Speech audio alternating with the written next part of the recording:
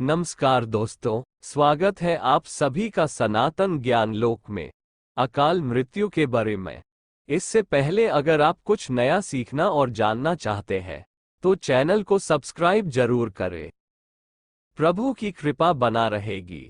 अकाल मृत्यु अर्जुन को 5 प्रकार के भोजन न करने की सलाह दी थी।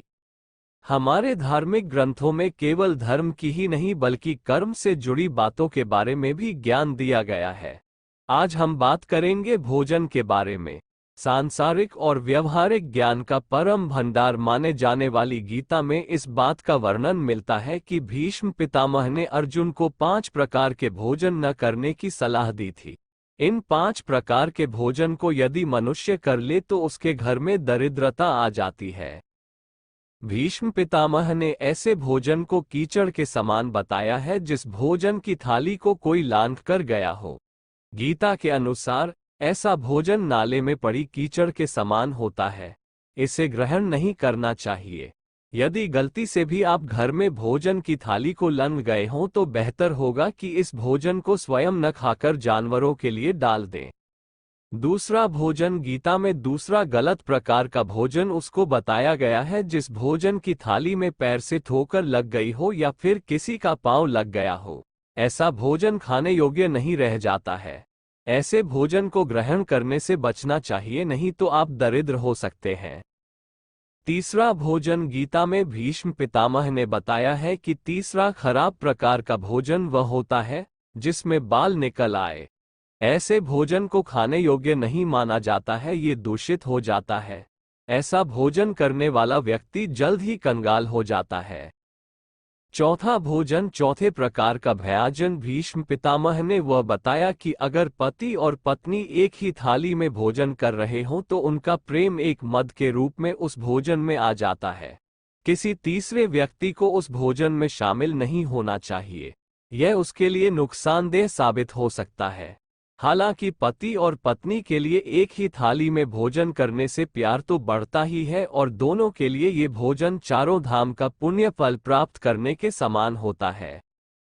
पांचवा भोजन, बेटी अगर कुंवारी हो और अपने पिता के साथ एक ही थाली में भोजन करती है तो उस पिता की कभी अकाल मृत्यु नहीं होती, क्योंकि बेटी पिता की अकाल मृत्यु को हर लेती है। जब भी खाना खाए तो अपनी पुत्री को अपने साथ एक ही थाली में थोड़ा सा हिस्सा जरूर दें। जीवन और मृत्यु भगवान के हाथों में है। कब, क्यों व कैसे किसकी मृत्यु होगी ये बात सिर्फ भगवान ही जानते हैं, लेकिन हमारे धर्म ग्रंथों में ऐसे अनेक काम बताए गए हैं जिन्हें करने से हमारी आयु कम होती है। गीता प्रेस गोरखपुर द्वारा प्रकाशित संक्षिप्त गरुड़ पुराण अंक में भी मनुष्यों की आयु कम करने वाले 5 कामों के बारे में बताया गया है। ये 5 काम इस प्रकार है। दही खाना शरीर के लिए फायदेमंद होता है, लेकिन रात के समय दही का सेवन करने से कई प्रकार के रोग होने की संभावना बढ़ जाती है, जैसे पेट के रोग आदि। आयुर्वेद में भी रात को दही खाने की मनाही है, क्योंकि रात को भोजन करने के बाद हम अधिक मेहनत नहीं करते और कुछ देर बाद सो जाते हैं, जिसके कारण भोजन ठीक से पच नहीं पाता। पेट में दही के ठीक से न पच पाने के अनेक साइड इफेक्ट होते हैं, जिसके कारण शरीर में अनेक प्रकार के रोग हो सकते हैं। इसलिए रात के समय दही नहीं खाना चाहिए। रात में दही खाने से और सुबह देर तक सोने से कम होती है उम्र। 5 वर्ष पहले रिलीजन डेस्क। जीवन और मृत्यु भगवान के हाथों में है।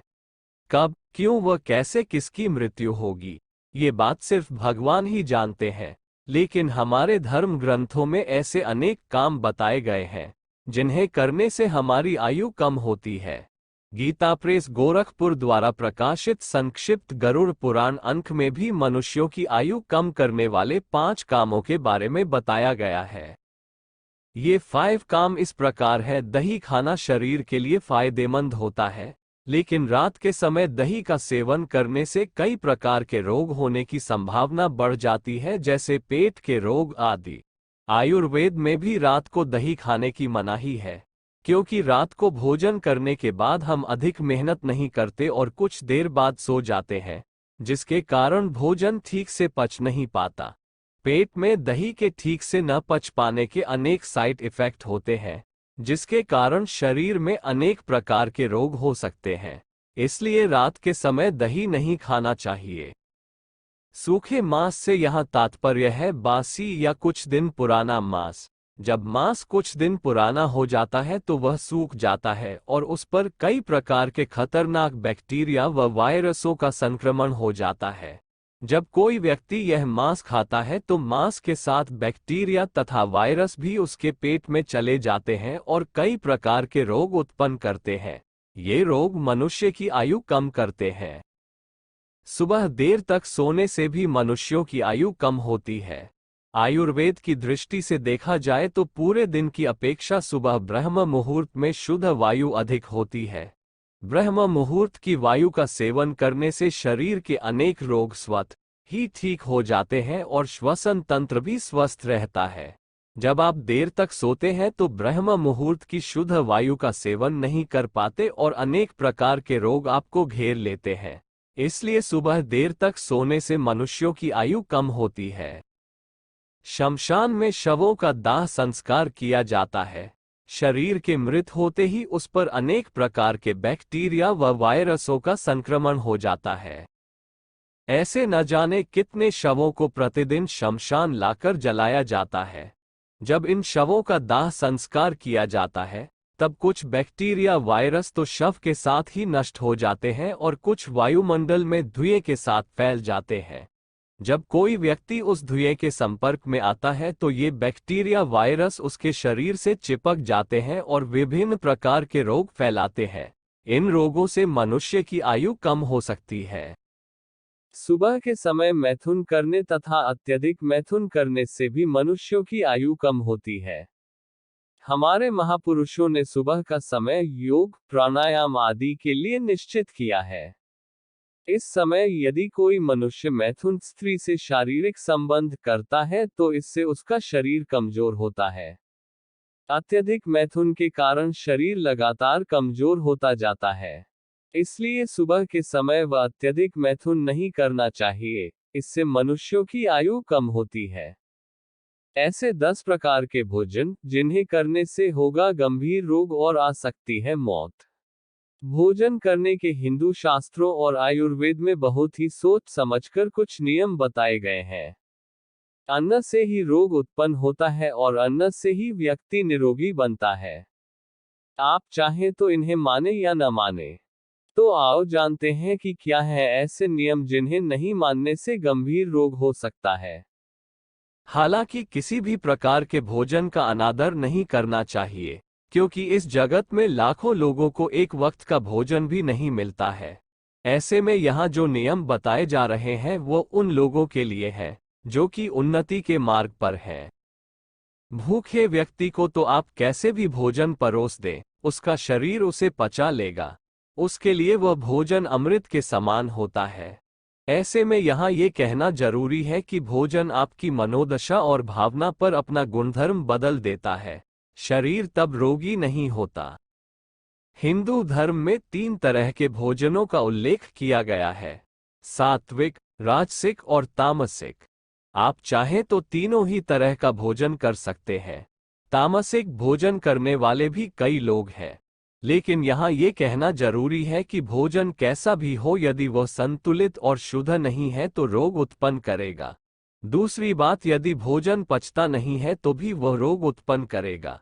कुल मिलाकर भोजन समय पर पच जाना जरूरी है। ऐसा नहीं होना चाहिए कि आप भोजन पचाने के लिए कोई दवा ले रहे हो। खैर, आओ जानते हैं कि कैसा भोजन नहीं करना चाहिए। बासी भोजन, कुत्ते का छुआ हुआ, बाल गिरा हुआ, रजस्वला द्वारा स्त्री का परोसा हुआ और मुंह से फूंक मारकर ठंडा किया हुआ भोजन नहीं करना चाहिए, क्योंकि उक्त भोजन में करोड़ों तरह के कीटाणु मिल जाते हैं। श्राद्ध का निकाला हुआ, अनादर युक्त और अवहेलनापूर्ण परोसा गया भोजन कभी न करें, क्योंकि इस तरह के भोजन के गुणधर्म बदल जाते हैं, जो कि आपके शरीर के लिए नुकसानदायक होते हैं। कंजूस व्यक्ति का, राजा का, वेश्या के हाथ का बनाया, शराब बेचने वाले का दिया हुआ भोजन कभी नहीं करना चाहिए, क्योंकि यह भोजन भी दोषयुक्त होता है। जिसने ढिंढोरा पीटकर लोगों को खाने के लिए बुलाया हो, ऐसी जगह का भोजन नहीं करना चाहिए। अक्सर भंडारे का भोजन उस व्यक्ति के लिए मना है जो कि धर्म, साधना या उन्नति के मार्ग पर है। भंडारे का भोजन कैसे और किन पदार्थों से बनाया गया, ये भी जांचना जरूरी है। ईर्ष्या, भय, क्रोध, लोभ, दीन व द्वेष भाव के साथ किया हुआ भोजन कभी पचता नहीं है। ऐसी भाव के साथ बनाया या परोसा गया भोजन त्याग देना चाहिए। जिस भोजन की निंदा की जा रही हो या भोजन करने वाला खुद भोजन की निंदा करते हुए खा रहा है तो ऐसा भोजन रोग उत्पन्न करेगा। जब आप खाने की निंदा करते हैं तब उस खाने की गुणवत्ता बदलकर वह आपकी उम्र कम करने में सहायक सिद्ध होता है। भोजन साफ सुथरी जगह बनाया गया नहीं हो, भोजन बनाने वाले ने स्नान नहीं किया हो तो ऐसे भोजन का त्याग कर देना चाहिए। किसी के द्वारा दान किया गया, फेंका गया या जूठा छोड़ दिया गया भोजन नहीं करना चाहिए। जो भोजन लड़ाई झगड़ा करके बनाया गया हो, जिस भोजन को किसी ने लांघा हो तो वह भोजन भी नहीं करना चाहिए, क्योंकि वो राक्षस भोजन होता है। आधा खाया हुआ फल, मिठाई या अन्न आदि पुनः नहीं खाना चाहिए, क्योंकि इसमें कीटाणुओं की संख्या बढ़ जाती है। अक्सर लोग आधा खाकर से ढांक कर रख देते हैं या फ्रीज में रख देते हैं, लेकिन इससे कोई फर्क नहीं पड़ता। अगर आप भोजन करते समय जूठे मुंह उठ जाते हैं और र आकर भोजन करना शुरू कर देते हैं तो इस आदत को छोड़ दीजिए।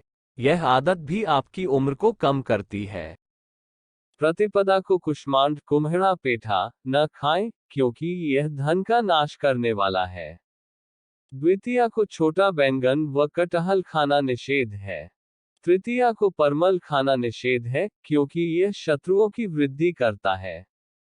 चतुर्थी के दिन मूली खाना निषेध है, इससे धन का नाश होता है। पंचमी को बेल खाने से कलंक लगता है, अतः पंचमी को बेल खाना निषेध है।